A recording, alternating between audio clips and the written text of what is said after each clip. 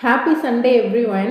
இந்த சண்டே எல்லாருக்குமே ரொம்ப ஸ்பெஷலாக இருக்கும்னு நினைக்கிறேன். ஏன் அப்படின்னா இந்த இயரோட லாஸ்ட் சண்டே அண்டு இந்த வீக்கே ஆல்ரெடி கிறிஸ்மஸ், அதுக்கடுத்து பார்த்தோம்னா நியூ இயர் அப்படின்னு சொல்லிட்டு ரொம்ப ஸ்பெஷலாகவே போய்கிட்டு இருக்கோம் நிறைய பேருக்கு. இன்றைக்கி நான் என்ன ஸ்பெஷலாக பண்ணிக்கிட்டு இருக்கேன்னு பார்த்துக்கிட்டோம் அப்படின்னா, பேன் கேக் ஆல்ரெடியே நாங்கள் செஞ்சு ஒரு 2-3 நாளைக்கு முன்னாடி சாப்பிட்ருந்தோம். ஒரே ஒரு மாவு, ஒரு கரண்டி மாவு மட்டும் இருந்துச்சு. சரின்னு சொல்லி அதையும் செஞ்சாச்சு. செஞ்சு அம்மாவும் நானும் ஷேர் பண்ணிக்கிறோம் அப்படின்னு சொல்லிட்டு, அது பத்தாதுல. அதனால நேற்று வந்து இடியப்பம் கடையில் வாங்கியிருந்தோம், வீட்டில் செய்யலை. கடையில் வாங்கின இடியப்பம் இருந்துச்சு, அது கொஞ்சம் ரஃப்பாக இருக்கும் அப்படிங்கிறதுனால அதை வச்சு கொத்து இடியப்பம் செஞ்சுருவோம் அப்படின்னு சொல்லி முடிவு பண்ணிட்டேன். வீட்டில் செஞ்ச இடியப்பமாக இருந்தால் அது ரொம்ப சாஃப்டாக இருக்கும். இது கொத்து இடியப்பம்லாம் பண்ணோம் அப்படின்னா ரொம்ப கழிஞ்சு போயிடும்.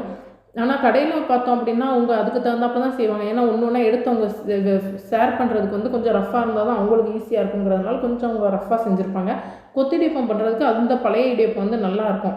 சரின்னு சொல்லி பார்த்தா கொத்து பரோட்டாவே தோற்று போயிடும் போல், அந்த அளவுக்கு சூப்பராக இருந்துச்சு. உங்களுக்கு பார்த்தாவே தெரியும். நீங்கள் கண்டிப்பாக ட்ரை பண்ணி பார்க்கலாம்.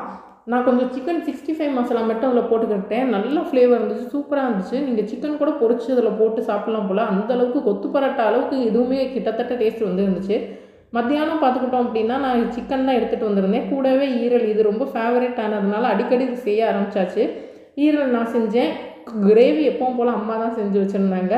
கூடவே முட்டை எனக்கு மட்டும்தான் அவிச்சு போட்டிருந்தாங்க, அவங்க எதுவுமே சாப்பிட்டுக்கல.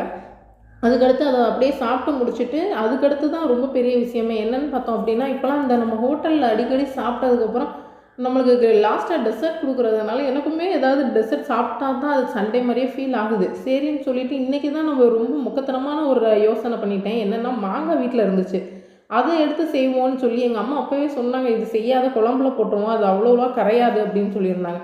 நான் இல்லை பரவாயில்ல, எப்படி இருந்தாலும் நான் சாப்பிட்டே ஆகணும்னு சொல்லி நானும் இதை உட்காந்து ஒரு 3/4 மணி நேரமாக வச்சு கரகரன்னு கரைச்சி எடுக்கிறேன். ஒன்றுமே கரையில.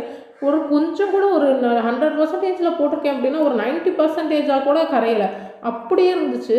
முழுசாக சாப்பிட்டு பார்த்தாலுமே அது எதுவும் மாங்காய் மாதிரியும் இல்லை, எது மாதிரியும் இல்லை, சும்மா சாப்பிட்ட மாதிரி இருந்துச்சு. ரொம்ப ஈஸியாகிடுச்சு எனக்கு இன்றைக்கி.